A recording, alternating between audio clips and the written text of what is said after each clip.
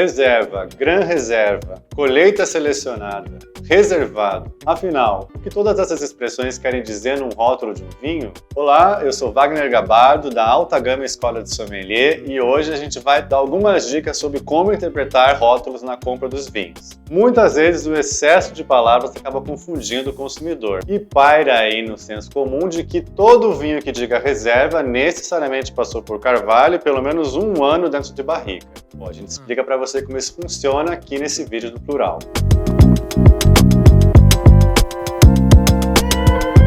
A gente começa essa história a partir da Espanha. Se existe um país onde os termos são bem organizados e mais ou menos padronizados, é justamente a Espanha. E aí a gente vai ter três expressões bem comuns: criança, reserva e gran reserva. A gente tem certeza de que todos esses vinhos vão passar em ordem crescente por um estágio em madeira e também em garrafa antes de ser distribuído para o consumidor. Ou seja, o mais amadeirado de todos vai ser o Gran Reserva, que normalmente vai ficar 18 até 24 meses, e o Criança começa com 6 meses de estágio em madeira. Já Portugal, a história não é do mesmo jeito. A gente pode tomar um vinho reserva que não tenha nenhum passo por carvalho. Para a legislação portuguesa, basta um vinho ser degustado e considerado superior ao que se produz na média da sua região, que ele merece o título de ser chamado reserva. E é mais, tem aí um pequeno detalhe: um vinho reserva português também deve ter 0,5% de álcool a mais do que o mínimo estabelecido na legislação da sua região.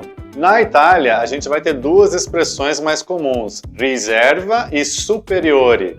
Elas também estão relacionadas a um pouco mais de tempo em carvalho, mas aí não vai existir um tempo mínimo, depende muito da região da Itália, e supõe também uma graduação alcoólica do meio álcool a mais, como a gente viu em Portugal. Já no Chile, por incrível que pareça, um vinho reserva não precisa ter nenhum passo por carvalho. A legislação do país vizinho exige uma graduação mínima de 12% para autorizar o termo reserva e 12,5% com algum passo por madeira não especificado para merecer o direito da menção Gran Reserva. Mas o reservado? Reservado não quer dizer absolutamente nada legalmente. Reservado eu diria que é reservado para o Brasil.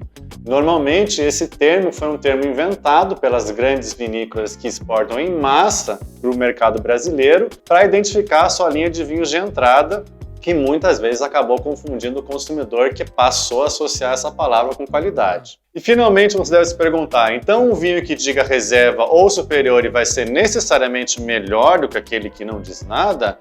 Tudo vai depender do seu gosto.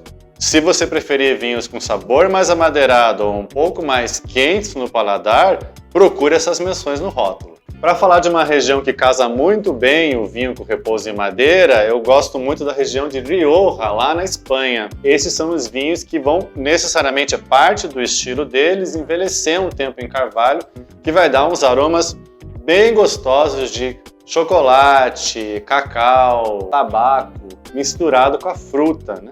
No paladar eles vão ser vinhos que vão ter um sabor amadeirado, mas nunca muito intenso, sem uma astringência tão grande, e uma persistência de sabor bem gostosa. Saúde e até a próxima!